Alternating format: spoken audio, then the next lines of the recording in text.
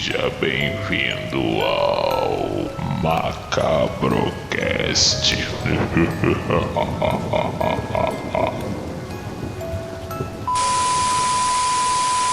Fala, família macabra! Espero que vocês estejam bem. Sejam bem-vindos ao Macabrocast. E quem tá aqui novamente é o Peterson Azevedo para apresentar esse programa de hoje junto com o Anderson. Anderson, dá um oi pra galera. Fala, galera macabra. Hoje estamos aí com mais um programa e vamos falar dos contos que o papai e a mamãe não contavam pra gente quando a gente era criança, né? A verdadeira história por trás dos contos. Isso aí. E hoje com vocês, a nossa convidada, ela é uma escritora. Ela escreveu uma antologia que tem tudo a ver com o tema que nós vamos abordar hoje. Uma antologia macabra, uma antologia sinistra. Quem está aqui hoje com a gente é a Isa Aster. Isa, dá um oi pra galera. Oi, galera, aqui é a Isa Aster, autora das Sete Sombras. Isso aí, galera. E a Isa, essa antologia é uma antologia bem sinistra. Ela tem uns contos que eles têm uma moralzinha no final. Ele lembra muito o que nós vamos falar aqui. Porque hoje nós vamos falar para vocês a verdadeira história por trás dos contos de fada. Então, se preparem que o negócio vai pegar. Tirem as crianças da sala, porque essas histórias aqui não são para criancinha não, entendeu? Vamos começar, galera. Olha só. O que eu tenho para trazer para vocês é o seguinte. Você se lembra da primeira vez que você teve medo de alguma história, de algum conto lido por seu pai, por sua mãe ou seus avós?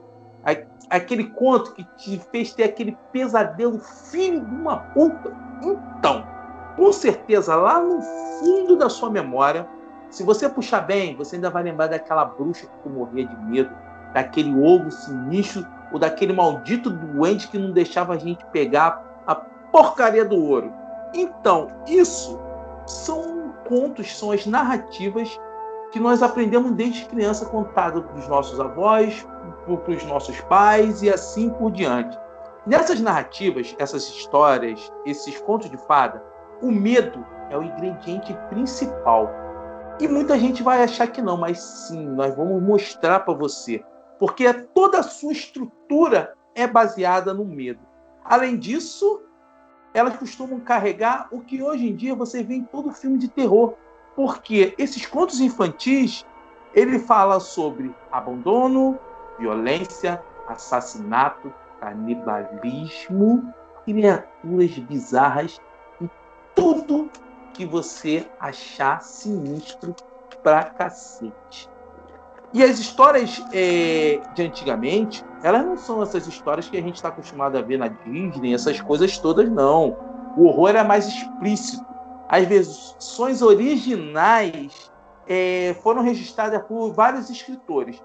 E os dois principais é o francês Charles Perrault. Perrault, sim. Olha meu sotaque francês. Eu também falo francês. Vocês sabem que eu sou um troglodita nas palavras, entendeu? E os mais famosos, os alemães irmãos Grimm, que buscavam, na sua forma de escrever, preservar a cultura popular da sua região. Nesse processo também, muitas das histórias elas foram suavizadas com o passar dos tempos, devido à moral da pessoa que escrevia ou o contexto de toda a realidade. Só para vocês terem noção de como que era diferente as histórias da época de antigamente para atual, a primeira versão dos irmãos Grimm para a Gata Borralheira, que é mais conhecida na Disneylândia como Cinderela, as irmãs arrancam pedaços dos próprios pés para enfiar no sapatinho. E o príncipe só descobriu que elas não eram a Cinderela quando viu sangue saindo do sapato. Essa é a versão original, das histórias. E é isso que nós vamos trazer para vocês hoje. Isa, traz o primeiro conto infantil para a galera conhecer, por favor. Então, vou falar sobre a Branca de Neve, que simplesmente não termina no beijo apaixonado do príncipe e tal. Então, a versão antiga da Disney, pra mim, é meio né? E tanto que eu nunca gostei. Agora, a versão dos Green é muito mais interessante. Temos várias tentativas da madrasta. Não é só a tentativa da maçã envenenada que consegue envenenar a Branca de Neve e acabou. Na verdade, são 3 tentativas. Uma com espartilho, outra com pente envenenado e até chegar a maçã envenenada.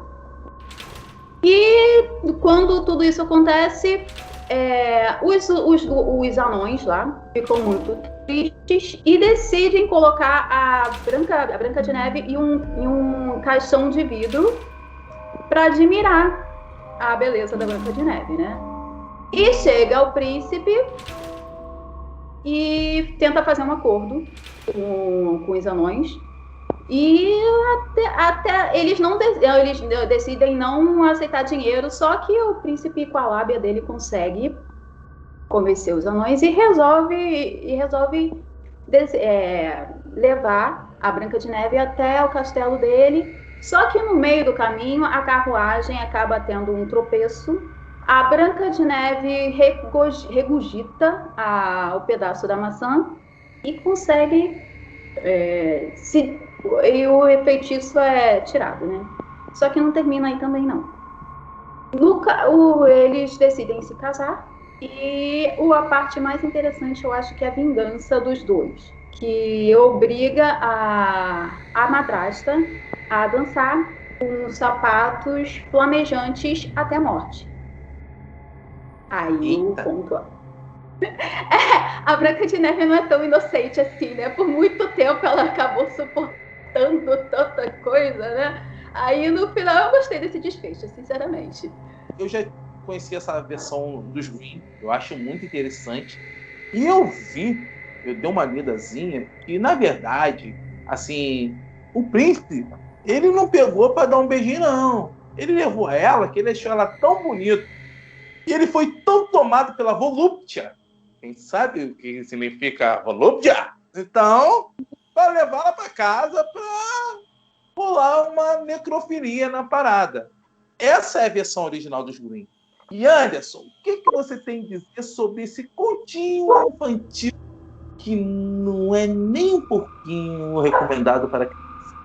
Eu tô surpreso. Gostei dessa Branca de Neve aí, vingativa aí, cara. Achei melhor que a versão Disney. A Disney é um clássico, mas, pô, eles mudaram muito da história, né?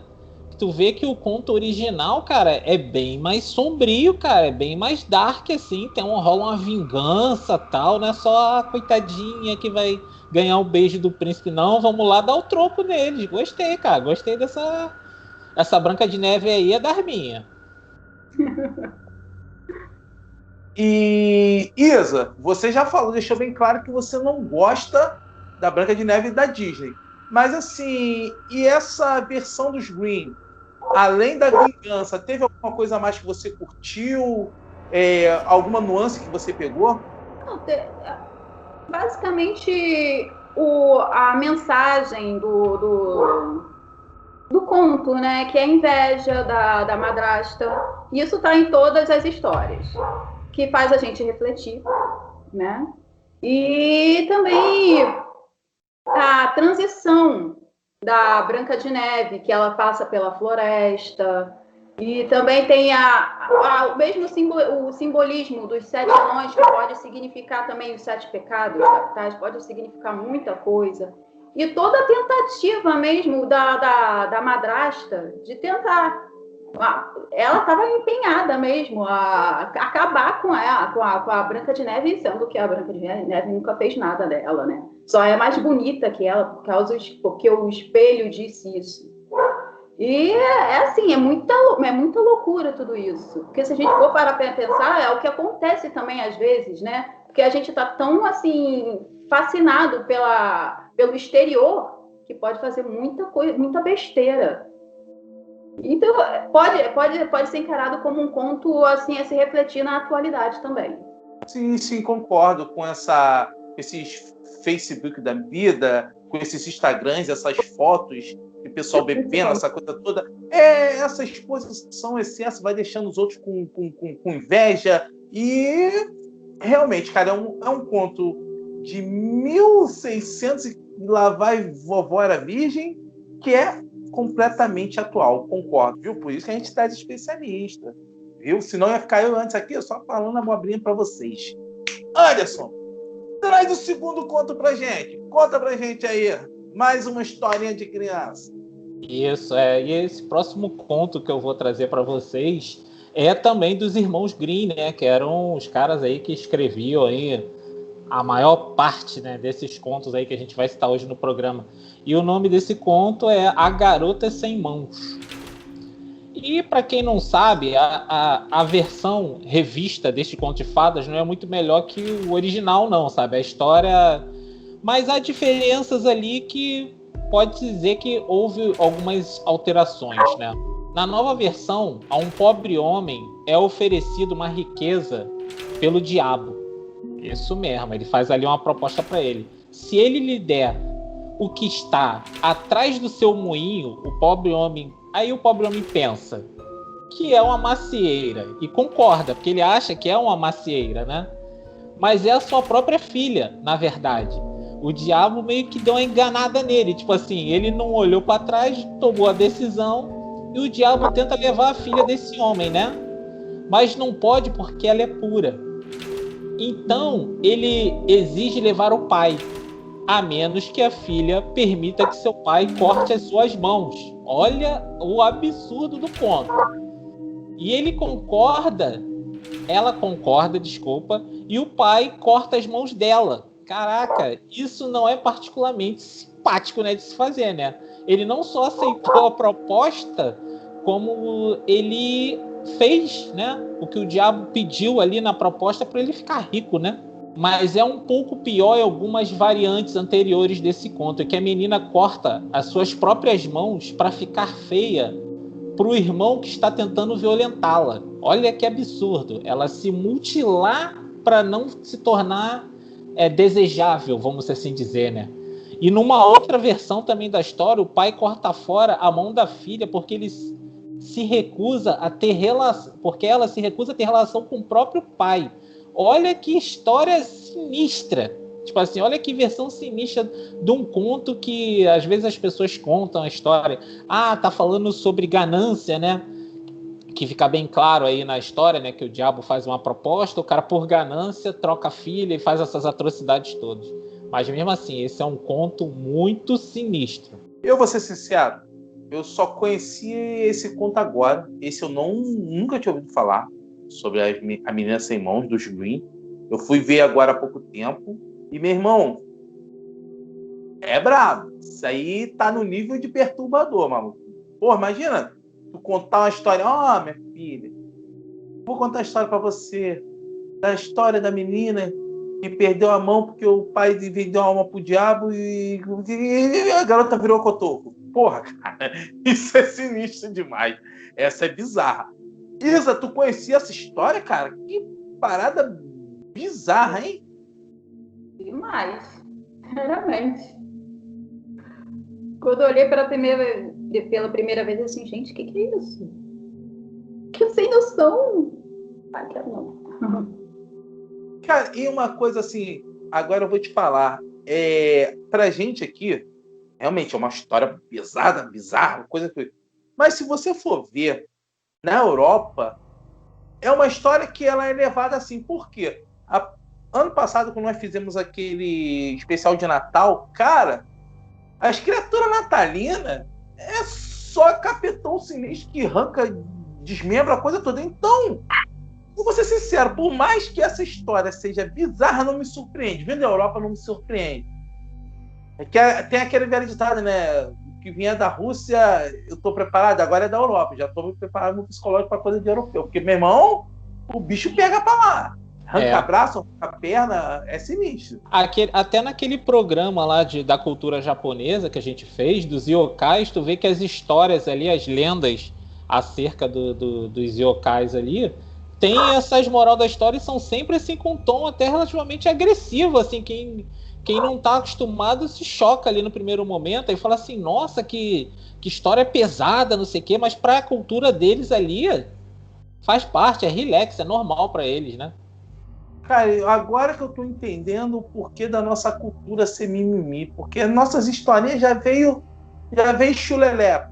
Pô, porque lá é arranca braço, arranca perna, mata, arranca cabeça. A nossa já é mulinha sem Já cabeça. vem Isso. alterado. Já vem alterado Isso. pelas professoras lá da pré-escola que mudam Isso. as versões, fazem as versões para dar aquela amenizada na história. Isso. Mas você vê que lá tem um fundo de moral, né? Todo conto, por mais agressivo que seja, ele tem uma moral da história. Então, acho que eles fazem também para chocar, né? Tipo assim, a pessoa tem que ficar, nossa, caraca, mas que história sinistra, não sei o quê. Que aí o cara vai e aprende do modo mais perigoso, vamos assim dizer. Mas sabe uma coisa que eu entendo também? Eu vejo o lado dele. Porque vamos lá. Venhamos, nós estamos na Europa antiga. As crianças tudo encapetado, tudo filhote de Satanás, que fica andando na floresta, tacando pedrada, comendo rato, porra, pegando as cabritas, só fazendo merda. Porra, como é que tu vai ensinar um satanazinho desse? Tu vai ter que botar uma história daquela bem bizarra pra criança se borrar e não fazer merda. Então, é mais ou menos por isso. Porque, pô, tu vai pegar o nível das crianças de antigamente. Pô, tu vai falar... Não, tu tem que falar mesmo, ó. É até engraçado, cara. Eu vou contar para que vocês me lembraram. O meu sogro, o meu sobrinho, o moleque era bem nevado, né? O moleque era bem nevado, quando ele era mais novo, era bem nevado. Então, o meu sogro falava para ele, tinha um fantasma que se chamava Joãozinho Sem Peru, que ele cortava o bilhão das crianças que fosse levada. Culpado. Mas o moleque morria de medo de Joãozinho Sem Peru. E quando ele via meu sogro, ele... Pô, tio, deixa ele falar de Joãozinho, não. Deixa ele falar de Joãozinho. Aí, eu acho que é mais ou menos nesse nível que eu fazia com as crianças. Cara, é muito bizarro mesmo. Isa, conta o segundo conto infantil pra gente. Então, agora vai ser da Bela Adormecida, que até antes de eu ler seria um dos meus contos favoritos, né? E como a gente já conhece, na Disney tudo acaba com um beijo e a Bela Adormecida desperta, mas não foi bem assim. Na verdade, uma das versões tem uma continuação, que seria que os dois se casariam escondido e teriam 2 filhos. Só que aí tem a sogra, uma mulher encapetada que teria descendência de ogros e que seria assim, gostasse do canibalismo e que tentaria convencer o cozinheiro a cozinhar as crianças e também a Aurora, são vários nomes, né, da Bela Adormecida. Só que não deu certo. Ela ficou com raiva e já planejou uma outra vingança, que seria empurrar as crianças vou chamar de Aurora, num poço cheio de criaturas peçonhentas, cobras, serpentes, um montão de coisa. Aí o príncipe, que estaria vagando lá, caçando, chegaria a tempo de salvar a família dele, né? Não a mãe. Só que aí a mulher ficaria super louca e se jogaria dentro do poço e morreria, provaria do seu próprio veneno, digamos assim. E a versão que eu achei a mais assim pesada seria enquanto a Bela Adormecida estaria adormecida e ela seria estuprada por um rei. E depois de 9 meses, teria 2 filhos. E quando ela acordasse, na verdade, teria sido por causa de um dos filhos dela, que estaria com fome. E isso seria a farpa, como todo mundo conhece, né? Que a maldição falou que uma roca perfuraria o dedo dela e ela adormeceria. Tá? Aí ela conseguiu acordar, a despertar do sono dela, só que também não terminava ali. O rei teria uma outra louca, a esposa dele, que descobriria tudo, tentaria matar a Aurora. A Aurora sempre querendo ser morta, né? E planejaria colocar a menina na fogueira, a menina e as crianças também, que nasceram, só que também não deu certo. O rei jogaria a própria mulher na fogueira e salvaria a Aurora, o rei estuprador. E eles simplesmente, a Aurora e o rei, se casariam e tudo terminaria feliz. Aí sim, viria o final feliz. Feliz, entre aspas, né? Porque, gente, não tem como. Como é que a gente vai aceitar um final desse? Ainda bem que não foi o final da Disney, digamos assim. Porque, imagina, um estuprador vai lá, estupra a menina adormecida, tem 2 filhos gêmeos. Aí a mulher tenta matar. Aí ele salva, que lindo, e depois se casa. Esse eu não aceito. Não tem como. Pra mim, não tem moral. Apesar de ser uma das minhas histórias favoritas de criança, acabou de destruir. Cara, e vamos lá, né? Canibalismo. Pedofilia, porque ele era de menor. 15 anos, 15 e 16. Violação. E, por último, e a coisa ainda é uma... Como é que é o nome daquela síndrome que a pessoa... Não deu tempo pra procurar a tal Estocolmo. da... Não, do sequestrador é Estocolmo. Quando a vítima pega algum sentimento pelo sequestrador. É síndrome de Estocolmo. Síndrome de Estocolmo. Que história maravilhosa, gente. Porra. Aí tu pensa, onde que a criatura tava com a cabeça para falar uma... Cara, mas é sinistro. Essa aí eu não sei nem qual é a moral da história. A verdade. Eu não encontrei. A única coisa que eu pensei assim foi na primeira, na versão da mãe do príncipe, que ela teria provado do próprio veneno, né? Tanto ódio assim, ciumenta, doida, e caiu lá no poço do veneno e pronto, acabou. Agora esse segundo aí... O famoso sábio, o Chaves. A vingança nunca é plena, mata a alma e envenena.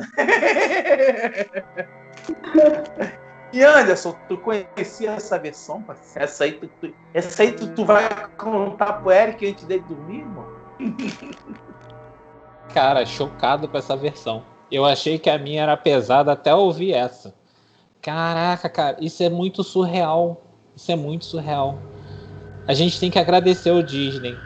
Que o Disney fez milagre. Não, o Walt Disney fez milagre com essa grosseria. Cara, o desenho é lindo.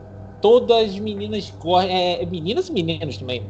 É uma história linda, de fantasia. Ele conseguiu pegar uma desgraça e fazer um conto lindo. Porque esse conto, eu tô abismado, eu não conhecia.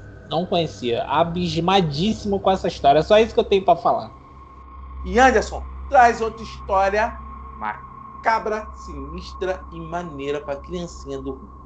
O conto, cara, que eu vou trazer agora é um conto bem conhecido, que é do Flautista de Hamelin, que é um conto folclórico que foi reescrito pela primeira vez pelos irmãos Grimm, porque os irmãos Grimm também eles pegavam contos que eles ouviam e faziam a versão deles, né? E essa versão que eu vou contar para vocês é baseada na dos irmãos Grimm, que narra um desastre incomum acontecido lá na cidade de Hamelin, que fica na Alemanha. Isso lá por volta de 1284, é muito lá atrás. E no conto, que também é conhecido como Conto do Gaiteiro, nós temos uma cidade que está tendo uma infestação de ratos. E um homem chega lá vestido com uma roupa de gaiteiro, todo lá, assim, não sei o quê. E ele oferece para a cidade que ele tem um jeito de se livrar desses ratos, dessa infestação de ratos que está tendo na cidade. E em troca disso, ele pede um pagamento, claro, né? Os aldeões ali daquela cidade concordam em pagar essa grande soma em dinheiro lá que ele pede. E essa espécie de flautista, o que ele faz? Ele toca uma música com a sua gaita e essa música começa a atrair todos os ratos da cidade para ele. Como se fosse uma mágica, entendeu? O cara tem uma habilidade musical tão grande ali que ele começa a tocar, os ratos começam a se reunir e tal. Então o gaiteiro vai andando para fora da cidade, olha que legal, tocando essa música e os ratos vão seguindo ele, cara. Vai todo mundo embora com ele. Só que o que acontece? Quando ele retorna para a cidade para pegar o pagamento lá combinado, né, que ele combinou com os caras dão um bolo nele. Simplesmente, agora você já fez, a gente não vai te pagar. Aí o que acontece? O gaiteiro faz a mesma coisa com todas as crianças da cidade. Ele leva todas as crianças embora, cara. Aí que começa o grande problema desse conto. Que numas variantes modernas dessa história, o flautista atrai as crianças para uma gruta fora da cidade. E quando ele leva essas crianças para esse local isolado, os aldeões lá do lugar finalmente concordam em pagar, né? Aí o que ele faz? Ele manda elas de volta para a cidade. Porque no original, a história é muito sinistra, cara. É muito sinistra. O flautista chega, leva as crianças em direção a um rio. Porque como elas estão numa espécie de transe ali, né? Uma hipnose em cima da música, eles levam ela para um rio e todas as crianças se afogam, cara, no rio. O fato dos aldeões não terem pago o que ele queria fez com que ele meio que se vingasse daquele povo lá, cara. Sinistro. E a única criança que não morre é uma criança que tem um problema na perna, porque ela não consegue acompanhar ele no trajeto, ela fica para trás. Então ela é a única criança daquele lugar que sobrevive. E alguns estudiosos ali que estudam esses contos antigos para entender porquê da moral da história e tal, eles identificaram que tem conotações de pedofilia, cara, nesse conto de fadas, pelo fato dele sequestrar a criança. Porque diz que as crianças da vila, que diz ali que a intenção dele não era, tinha uma segunda intenção por trás também, quando ele leva as crianças. Cara, esse realmente é outro que eu conhecia já a história original do cara, do flautista que atrai o rato da cidade, mas essa versão que ele mata as crianças no final como vingança por não ter recebido, eu também fiquei muito surpreso, que essa versão eu não conhecia. Cara, eu vou ser sincero, eu morria de medo desse desenho, porque tem um desenho antigo da Disney que ele joga os ratos num precipício, aí ele leva as crianças e depois devolve as crianças. Tem uma animação assim. Eu morria de medo dessa parada dos ratos. Eu sempre soube que tinha uma parada sinistra. E essa versão dos Green eu já conhecia. E eu achava muito sinistra. Só não consegui perceber a conotação da pedofilia que os estudiosos falam. Porque, para mim, ela tinha a ver com a vingança. Mas, se trata dos Green e das outras histórias que nós abordamos aqui, eu não duvido de nada. E você, Isa? Conhecia? Essa eu não conhecia, até fiquei muito assustada, porque envolvendo criança a gente fica mexida. Então. É sinistra mesmo. E galera, vamos lá. Antes de eu contar as duas finais, eu vou falar umas coisinhas assim para vocês, que é o seguinte.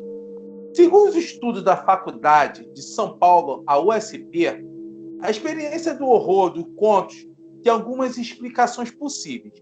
Uma delas consiste do descumprimento de uma ordem, e ela traz uma consequência. Eles utilizavam muito disso, que seria o seguinte: se você for para a floresta à noite, vai te acontecer aquilo. É o caso do João e Maria, de encontrar a bruxa, aquela parada toda. Se você não obedecer sua mãe, vai acontecer isso e isso. E isso era um meio de explicar, entendeu? E eles utilizavam muito pessoas reais, para dar mais medo ainda, e fazer esses contos, que nem o conto do Barba Azul, que ele foi escrito pelo Charles Perrault, O Charles Perrault, ele foi um escritor que viveu em 1600... Ele nasceu em 1628 e foi morrer em 1703. O personagem título dessa história, ele foi inspirado no marechal francês Gilles de Rais. Quem é Gilles de Rais? Foi o cara que lutou do lado da Joana d'Arc na guerra. E ele foi para a França como herói de guerra. O cara pirou na batatinha e virou um dos maiores serial killers da história. E satanista. Só para vocês terem noção. Então eles pegaram essas criaturas reais que davam medo e transformavam em contos para as crianças, sabe, aprenderem mais e mais e mais.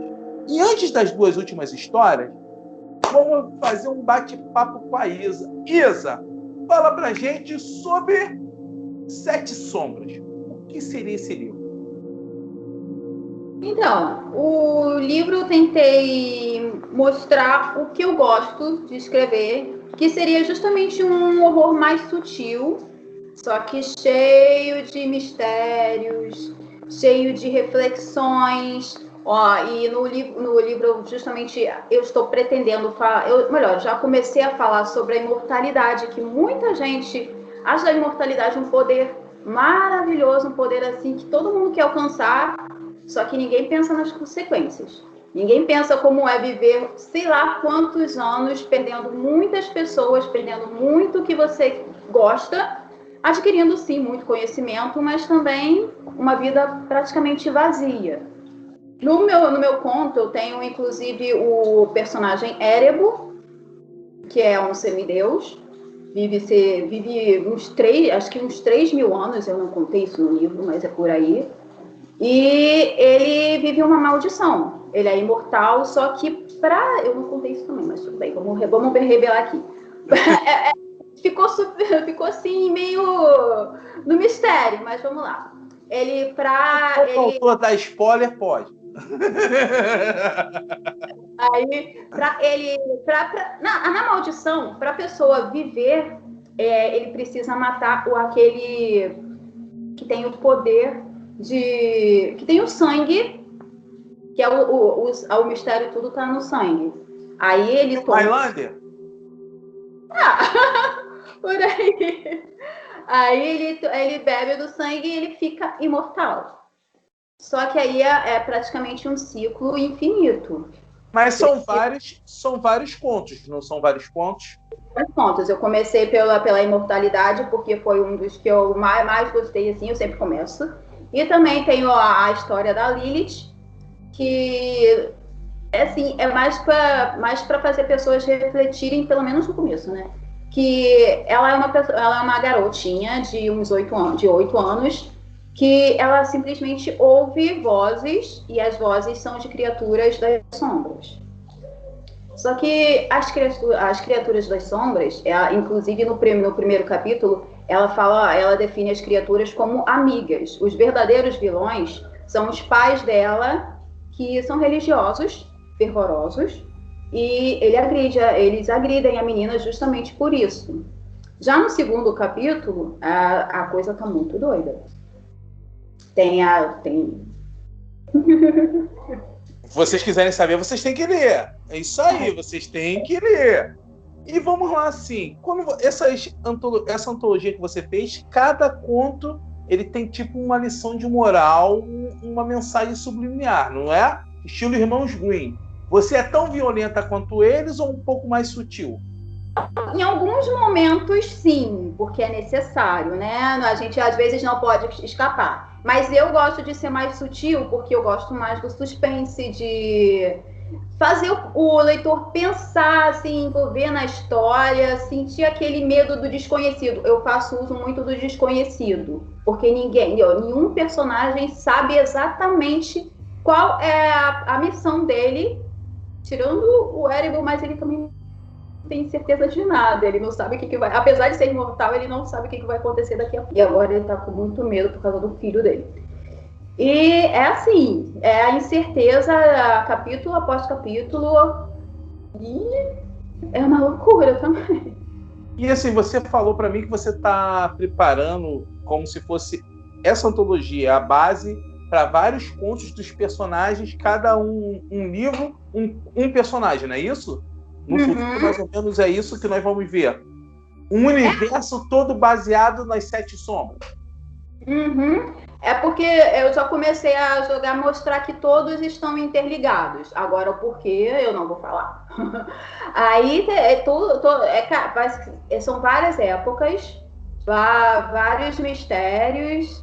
E depois que eu lançar uma edição especial, que eu pretendo lançar no final do ano, juntando toda a trilogia, aí vai vir cada um livro de um personagem. Com as histórias, aí vou desenvolver tudo direitinho e vamos ver. Vai ser bom, gente. Vai ser ótimo. Pergunta assim, onde você se inspirou para fazer esses contos de terror com essa, tipo uma liçãozinha de moral? Ó, cuidado com isso, mais ou menos isso. Nesses contos que você já está acostumada ou veio da onde isso? Olha, eu sempre gostei de provocar essa reflexão nas pessoas. Porque eu acho que é necessário na realidade que a gente vive. Mesmo a gente, ou melhor, principalmente a gente fazendo terror, a gente tem essa liberdade de mexer com os sentimentos de todos, mexer às vezes com os sentimentos que as pessoas evitam e colocar aquela vozinha na cabeça, né, para fazer refletir, para fazer pensar, para fazer não ignorar. Porque também no Sete Sombras eu falo sobre assassinatos de mulher que estava sofrendo com relacionamento abusivo. E não vou falar também o segundo capítulo, porque senão eu vou estar dando muito spoiler. Mas então é bom ler para ver de onde vai tirar essa reflexão.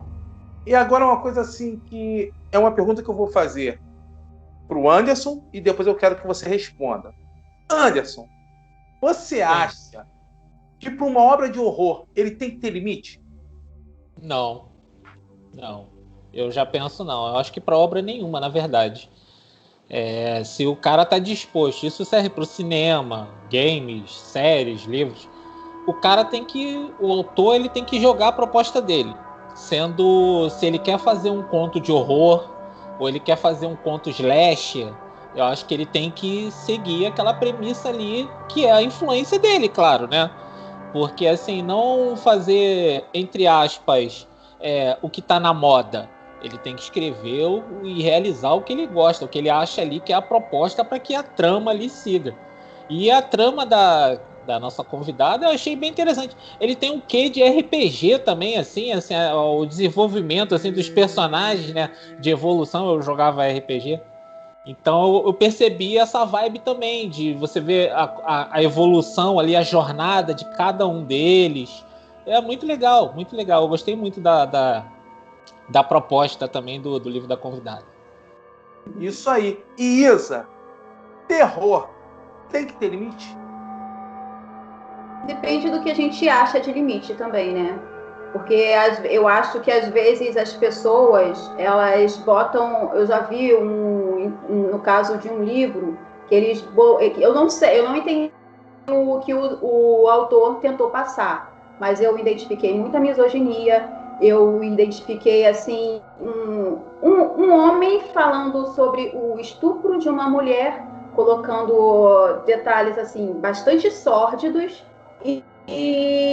só que não me entendendo. Ainda colocou, eu acho muito assim, pesado colocar a mulher como culpada. Eu acho que a gente, né, nesse caso, em qualquer caso, a gente tem que pensar também em como a gente vai mexer as coisas. Porque, como eu disse, a gente tem que ter uma noção do limite, do que é limite também. Então, a gente pode fazer muita coisa, mas a gente tem que ter essa noção de pensar no que vai provocar também, no que é provocar e também no que pode provocar. Porque eu não gostei, eu como mulher não gostei, e não tinha aviso de gatilho, e ainda assim, e eu sou assim muita coisa, eu costumo ler qualquer coisa, eu gosto de slasher, eu gosto de um montão de coisa, só que aquilo me incomodou acho que mais por colocar a mulher como culpada de um estupro do que todo o restante da história. Te tirou, né, na verdade, da história, né? Porque é até como eu falei, eu acho que não deve ter limite, porque... Mas também, seguindo o que você falou, concordo com tudo que você falou. Tem que ver a proposta que o cara vai propor colocar aquilo. Se o cara botar simplesmente por botar só para causar, para chamar atenção, aí eu já não acho legal. Aí já acho errado. Porque ele só quis chocar, exatamente. Só chocar, não teve história. Se é chocar por chocar, aí eu já acho errado. Pois em cima um montão de coisa horrível, em cima de um montão de coisa horrível e... Cadê a história, gente? É só... Tipo assim, eu vou te falar. Eu penso o seguinte. O horror não tem que ter limite. Se ele for usado para ser passado uma ideia, principalmente se for uma crítica. Então, eu vou te dar um exemplo. Eu nunca li esses contos. Eu nunca li essa história que você está falando. Se fosse uma crítica, ele usar a mulher como culpada do próprio estupro, mas... do jeito escroto, para nego ver que ele tá criticando aquilo, que a mulher nunca vai ser culpada por um estupro, seria uma coisa válida. Agora, ele botar um estupro só por escrotidão, só para chocar, aí eu já sou contra. Entendeu? Porque é o que eu tô te falando, não tem que ter limite por causa da a mensagem que você quer passar. Eu, pelo menos, penso assim. Sabe? Pô, que nem vou te dar um exemplo. Vou voltar nele, todo mundo sabe, meu preferido, só que não. A Serbian Film, um escroto, a praga da merda. Eu sempre volto nele, todo mundo sabe.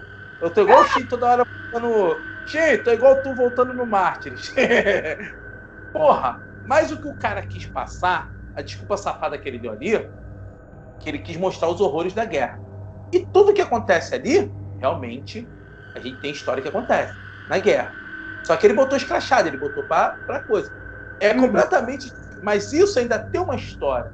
É completamente de um filme que eu vi, que é o Atroz, que é uma praga tão ruim quanto a Sérvia, só que não tem um porquê.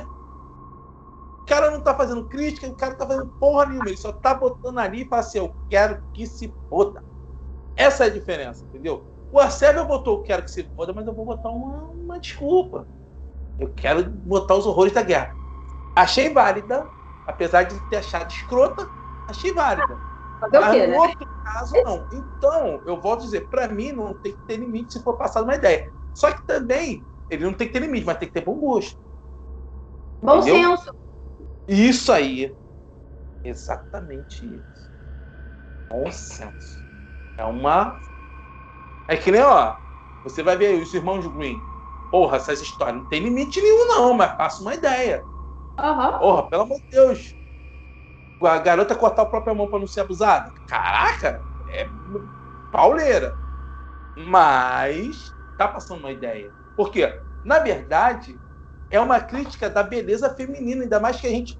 Vamos voltar na época. Porra, 1600. Tu tá entendendo? Machismo no auge, não sei o quê. Porra, pra mulher não ficar bonita e ser abusada pelo próprio irmão, ela... Entendeu? É uma... Está um pouco até além, porque também tem todo o contexto. O contexto da época, o contexto do... Sabe? Tem que ver o que cabra... Mas é uma coisa que eu acho interessante, é uma coisa que eu acho super interessante. E onde está disponível esse seu livro? Na Amazon, pelo Kindle Unlimited. Na Amazon. Está disponível na Amazon. E se Deus quiser, no futuro vai sair com ele físico. Para finalizar, Anderson, conta o último caso suave pra gente, que agora a gente vai dormir feliz. E depois vai vir a Isa com o conto mais suave de todos da Isa, que eu vou dormir contando carneirinho depois. Fala, Anderson. Cara, o conto que eu vou falar agora é um bem conhecido da galera, que se chama... Meu desenho favorito. Eu também adoro essa animação. Meu desenho tem 48.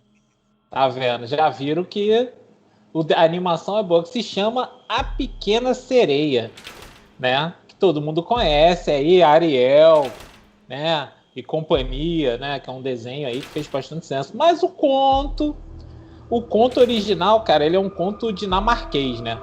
Que foi adaptado para as crianças pelo Hans Christian Andersen, que é um autor famoso aí. Ele já pegou um conto que já existia e fez uma versão ali para crianças, vamos assim dizer, né? E essa história é sobre uma jovem sereia disposta a dar sua vida nos mares e a sua identidade como sereia a fim de conseguir a alma e o amor de um príncipe humano. Quer dizer, ela quer se tornar uma humana e ganhar um grande amor. Como a gente conhece na versão de 89 da Pequena Sereia, ela, como os estudiosos falam, ela poderia ser melhor conhecida como a Grande Mentira. Porque a versão da Disney, o filme termina, né? Quem já viu vai lembrar, mas eu vou recapitular aqui, com a Ariel sendo transformada em um ser humano. Ela vira uma humana para que ela possa se casar com o príncipe Eric. Olha que coincidência, nome do meu filho. E eles se casam num casamento maravilhoso com a participação dos seres humanos e marinhos e vivem felizes para todo sempre. Mas a primeira versão do Hans Christian Andersen, a sereia vê o príncipe se casar com uma princesa. Olha isso, tem uma traição. Ela não é ela que casa, ela vê ele se casando com outra. E ela se desespera, coitada. Se desespera. E oferecem, né, para ela uma faca com a qual ela pode esfaquear o príncipe. Ó, já temos um slasher do fundo do mar, Peters. Aí, ó. A princesa matadora de príncipe. Mas em vez de fazer, ela muda de ideia. Ela fica tão sentida com aquilo que ela saltou para o mar e morre. Porque nessa parte da história ela já é humana, entendeu? Então quando ela volta para o mar, ela acaba morrendo afogada ali e sendo levada mar afora. E o Hans Christian, ele deu uma modificada, uma ligeira modificada no final para tornar a história mais agradável, né? E em seu novo final, ao invés dela morrer, quando se transforma... Ela vira que uma espécie de espuma, né? Como se ela desintegrasse ali. Tem toda uma simbologia ali, né? Da morte ali na cena. Ela se transforma numa espécie de filha do ar, vamos assim dizer. À espera de ir para o céu. Por isso, francamente, as pessoas acham que ela morreu e ele só quis botar uma figura de linguagem ali para que não as criancinhas não se chocassem. Fala assim, mas ela pulou no mar, virou espuma ou ela virou um espírito do ar? Não, ela morreu nas duas versões, entendeu? Que a gente conhece aí. Mas fala aí, o que vocês acham da Pequena Sereia? Como é que é o nome do autor mesmo? Hans Christian Andersen, o nome dele. Ele escreveu vários contos. Christian Andersen, você é um filho de uma puta safado. Você acabou com a porra do meu desenho que eu vi 49 vezes. E no final da Ariel, eu sou filho da mãe. Ela foi uma corna que virou assombração. Porra, obrigado, San Christian. Puta que merda. Valeu. Tu acabou com a minha infância. Mas, Isa, depois dessa decepção que eu tive com a Ariel, você já conhecia essa versão? Filha da puta? Não conhecia e fica... Ao final já dizia alguma coisa, né? O final que a gente mais conhece, mas assim é tenso. Cara, esse vídeo é pra gente destruir a nossa infância mesmo. A nossa... foi comigo com a Bela Adormecida, agora com a Ariel. Olha, para vocês terem noção, para vocês que estão vendo a gente, para pensar que não é que é mentira minha, olha como que eu vi tantas vezes esse desenho, ó. Aí está ela, aprendendo a namorar, nada vai falar, mas embora não a ouça, dentro de você uma voz vai dizer agora, beija moça. Aí eu descubro essa porra, acabou com a minha infância, fazer o quê, né? Mas tá bom, vamos que vamos, galera. Agora para vocês, a história. Uma das histórias mais contadas de todos os tempos. uma história feliz, uma história legal, uma história de uma vovozinha, de uma menina com chapéu vermelho e um lobo. Conta a história real da Chapeuzinho Vermelho pra gente, Isa. Em todos esses contos, vários detalhes assim são retirados, né? Como a gente já viu. E um desses casos, o mais leve assim, retiraram assim que o lobo tirou o sangue da vovozinha, botou a carne dela para cozinhar e deu para Chapeuzinho comer. Isso é o mais leve. Aí depois, outro detalhe, esse mais pesado, e com conotação sexual, indicando pedofilia, né?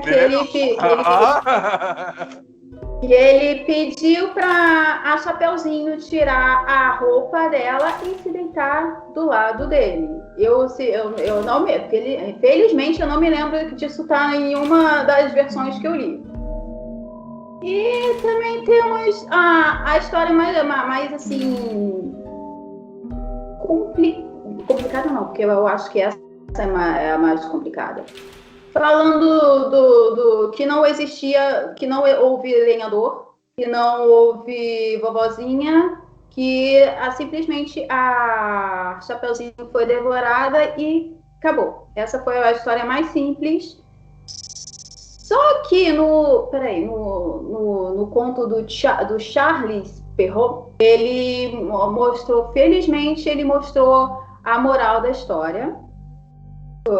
Eu acho que teve vários detalhes também que a Disney assim, retirou. Só que ele falou que foi para alertar as crianças que a Chapeuzinho Vermelho é colocada como uma jovem muito educada, muito amável, e para as crianças naquela época ter muito cuidado com os lobos que existiam naquela época, né? Aí ele se dignou a colocar uma nota explicando tudo isso. Eu vou ajudá-la. O que acontece? A moral da história é: não fale com estranhos. Isso. Essa é a moral. Por quê? A história real, a primeira versão, o lobo chega, manda ela tirar a roupa, ela entra, tem aquelas palavras que na verdade são conotações sexuais, sim, porque o lobo na verdade é um homem, é um estranho, e ele vai, come ela, literalmente, e acaba a história aí. Como a história ficou muito, muito assustadora, eles botaram a segunda versão, que na hora que ela tá com ele lá, o lenhador escuta e ele come ela. O lenhador chega, ele tá com a barriga enorme.